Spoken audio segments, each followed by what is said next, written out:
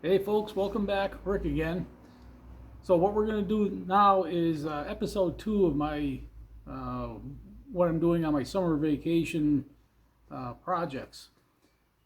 There's been some changes since I recorded the videos. These prior episode and this episode, the videos were recorded in March, and I wasn't quite sure which projects I was going to do at that time. So there's been a lot of changes since then. This episode concentrates on my barn project and some associated projects that are going to go along with the barn. Um, what's changed since I recorded this is that the barn has become my number one project. I've got a crew that's coming in soon to do some work on the barn. They're going to jack it up, and then we'll pour a slab under it, bring it back down. So there's a lot going on with that. That'll be in some upcoming videos, but I want to get these out. I think I said in my last video that I want to get this all done so that it makes sense and we have a good flow on the projects and how things are proceeding. So this project or this episode concentrates on the barn, what I was hoping to do, and a lot of it is coming to fruition. So thanks for watching, and click subscribe, click the like button, and here we go. Thanks. And here's the biggest project of them all. This one's major. This old barn, this is all hand hewn post and beam construction, and I'm sure you can see it. This barn is leaning seriously. The prior owner had it straightened out some. It was leaning more than this. They straightened it out and braced it all up inside, but it's still leaning. And one thing I do to gauge it is I compare the wall on the barn here to the roof, to the eaves on the old equipment shed there. And it used to be that there was a few inches space. So when I look down the plane of this wall, I could see some daylight between the wall and the edge of that shed roof. But that's not the case now. It's actually shifted probably about 3 inches. And it's pulled away on the other end from the house. So I don't know how it's shifting when it's really braced up inside. I don't know how it's shifting. So what I've got to do is I'll get some of the work done myself, but I'm going to need pros to come in with some heavy equipment and work on it as well.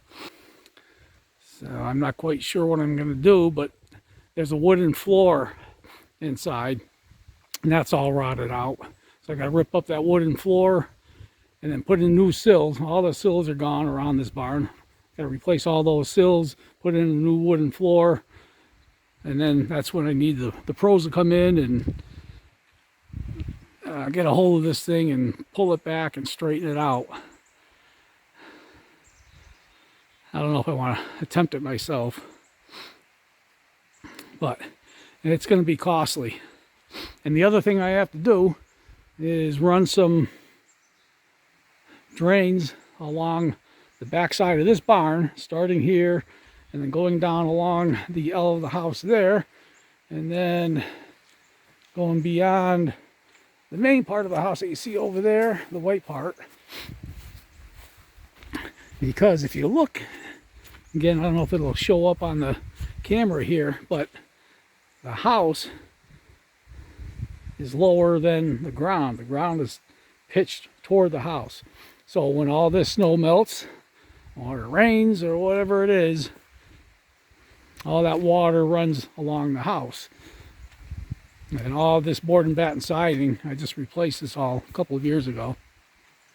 The bottom was all rotted out. Did the same thing on the front side. So I'll just run some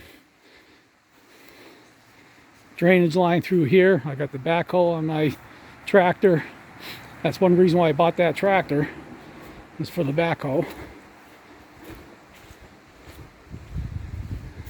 Run it down through here. I'll dig this thing out of here. running along here. You can see all the mold growing on this house because everything's splashing back. So once the drainage is done, I'll power wash that. And then I'll run it down over to here somewhere and let it run out onto the lawn and down the hill. And that'll take care of a lot of the drainage issues. And as part of that drainage project, what I'm going to do is try to regrade this yard, the lawn here, as much as I can. I got to bring it down probably at least a foot, maybe more. Try to pitch it away from the house out to about where the snowbank is there. And then I got to figure out what I'm going to do there. If I'm just going to leave a little swale there or build a stone wall. I'm not sure yet, but I got to dig this all up.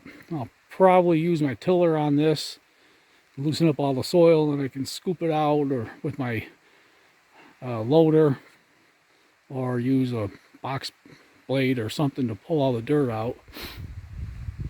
And then hopefully that'll help to keep the water from going toward the house.